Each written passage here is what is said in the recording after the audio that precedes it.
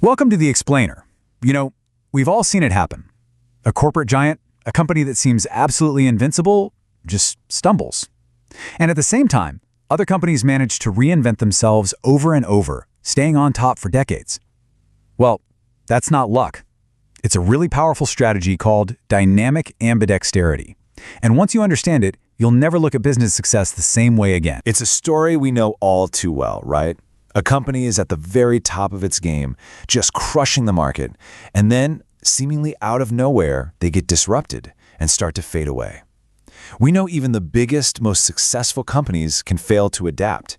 But the real question is, why?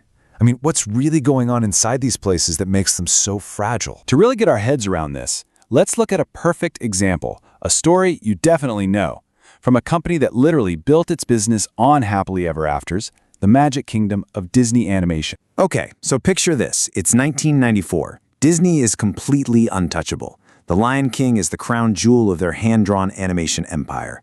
But then, just 1 year later, this little upstart called Pixar releases Toy Story, and the entire game changes. Suddenly, the master of the old way looked like a dinosaur. It actually took Disney until 2005 to get its own computer-animated film out, and in the end, they had to buy Pixar in 2006 just to save themselves, which eventually led to that new golden age with Frozen. Disney's story is the perfect lesson. It is so incredibly hard to let go of the thing that made you great in order to embrace the next thing. But see, Disney's struggle wasn't just about cartoons. It wasn't unique at all. It perfectly illustrates this core tension that every single organization, big or small, has to deal with. It's a classic problem that gets called the innovator's dilemma. So what is this tension? Well, it all boils down to two completely different, and often opposite, activities that a company has to do to survive: exploration and exploitation. Think of it like this. Exploitation is all about perfecting what you do right now. It's about being more efficient, tweaking the process, and getting predictable results. This is what keeps the lights on today. Exploitation is the complete opposite. That's about searching for something brand new. It's about taking big swings, discovering new possibilities for the future. It's messy, it's risky, and you're going to have a lot of failures. But it's the only way to make sure you're still around tomorrow. And this is the real kicker. As researcher Yan Chen points out, companies are naturally built for exploitation.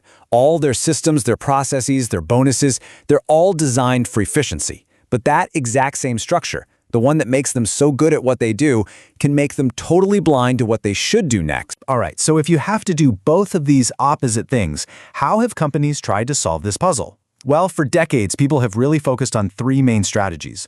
Let's walk through them, and you'll see why each one, on its own, just doesn't quite work. So the first idea is what's called Contextual Ambidexterity.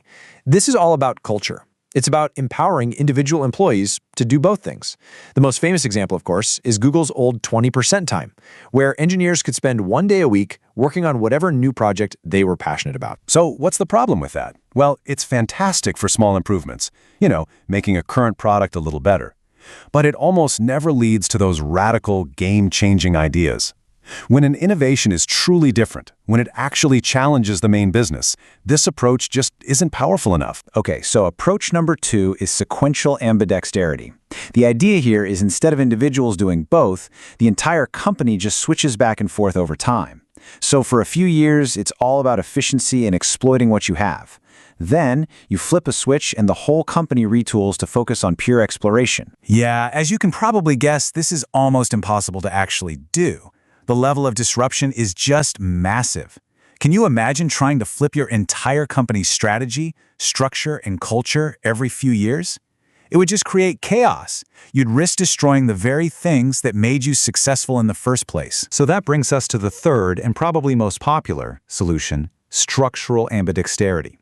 The idea here is simple. Stop trying to make one group do two different things. Instead, you create totally separate units. The clearest example today is Alphabet. You have Google, which is all about exploiting the giant search and ads business, and then you have X, a completely separate unit for exploring those wild moonshot ideas like self-driving cars. This sounds like the perfect answer, doesn't it? But there's a huge, hidden flaw. It puts all the pressure on just a handful of top executives. They become the only bridge between two completely different worlds that have different cultures, different goals, different everything. They become this massive bottleneck and a single point of failure for the entire system. So we've got 3 different solutions, and each one has a fatal flaw. But here's the really cool part, the big insight.